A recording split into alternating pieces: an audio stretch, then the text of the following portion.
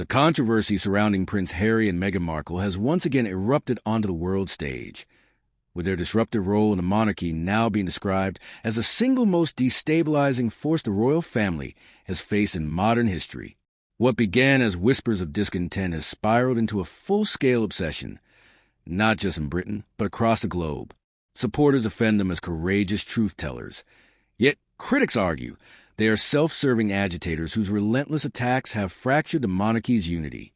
And at the heart of this clash is Harry himself, a man whose fury against his own bloodline seems insatiable, fueling headlines, talk shows, and late-night comedy in equal measure. The royal establishment has weathered scandal before, but none quite like this. From abdications to divorces, from Diana's tragic fate to Andrew's disgrace, the Windsors have endured controversy. But Harry and Meghan are different, not because of what they endured, but because of what they've unleashed. Every interview, every book, every lawsuit has turned the monarchy's private wounds into public theater. And while their supporters claim this is a quest for justice, their critics argue it is something darker, an obsession with tearing down the very institution that once defined Harry's life. The fascination is undeniable. Newspapers publish daily updates about Montecito. Documentaries dissect every move.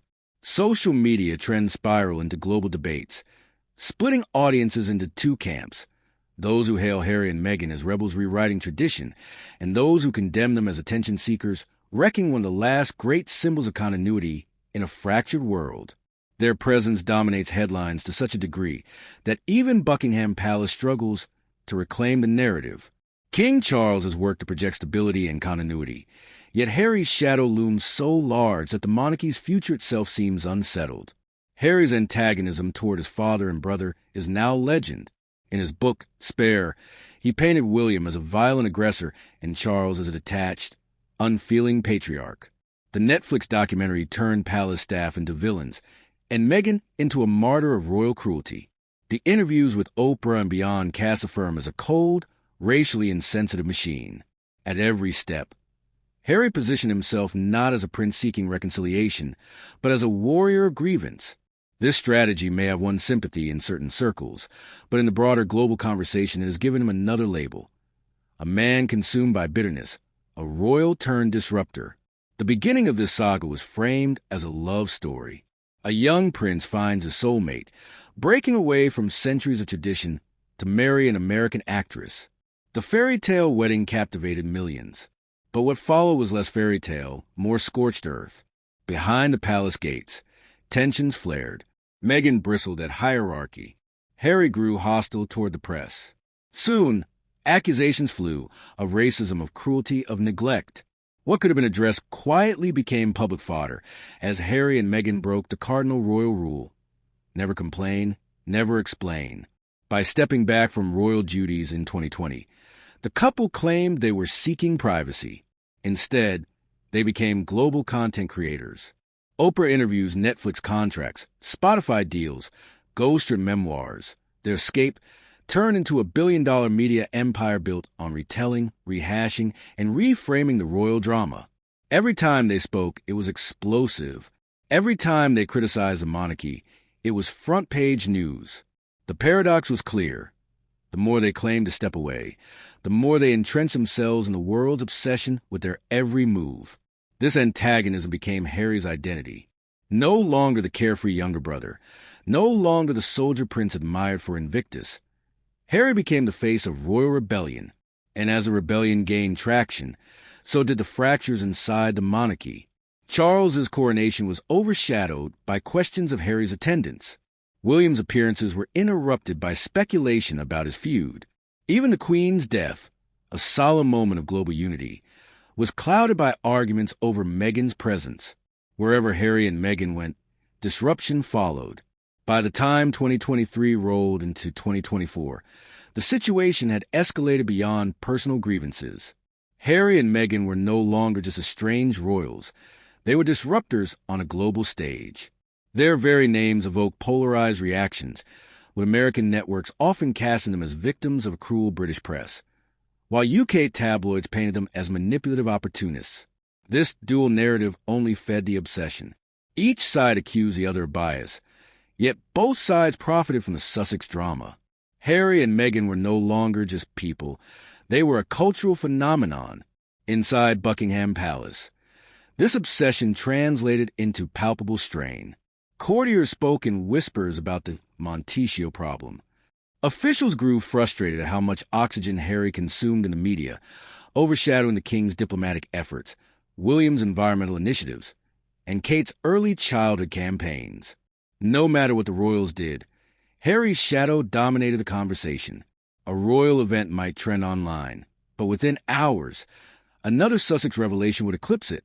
This dynamic created the very thing the monarchy feared most: irrelevance. Harry's critics say this is precisely the point. They argue he is not merely airing grievances, but systematically destabilizing the monarchy for his own relevance. With each book, lawsuit, or interview, Harry places himself back at the center of attention, forcing the monarchy to respond. His obsession, they argue, is less about justice and more about dominance, ensuring that no royal narrative exists without his fingerprints. In this framing, Harry is no longer the spare, no longer the outsider. He is a disruptor-in-chief, rewriting the monarchy's story in his own voice. But this strategy has costs. Public opinion in Britain has plummeted. Polls show Harry's favorability at historic lows. Even in America, the honeymoon glow has dimmed, with Meghan mocked by comedians and Harry portrayed as bitter in late-night skits. What was once empathy has become exhaustion, as audiences tire of the constant victimhood narrative. And yet, paradoxically, the obsession only grows stronger. The more the public criticizes them, the more they are discussed, the more they are mocked, the more content they generate. Harry and Meghan thrive not in silence, but in controversy. As weeks turned into months, Harry and Meghan's disruptive role only magnified. Their lawsuits against the British press, their public statements against royal protocols, and their constant reinvention in Hollywood blurred the lines between victimhood and vendetta. The obsession wasn't only media-driven, it was cultural. Universities held debates on whether the Sussexes were pioneers of independence or opportunists dismantling tradition. Podcasts dissected every line of Spare. Documentaries endlessly replayed their Oprah interview. The couple had become more than royals. They had become an industry. But an industry thrives on drama, and Harry seemed determined never to let the drama die.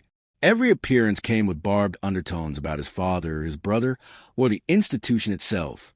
At one point, sources claimed Charles had extended quiet invitations for reconciliation, but Harry allegedly rebuffed them, accusing the monarchy of insincerity.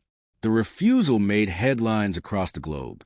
Instead of healing wounds, Harry seemed to pour salt into them, reinforcing the idea that he was less interested in mending bridges than in burning them. William, meanwhile, grew increasingly frustrated.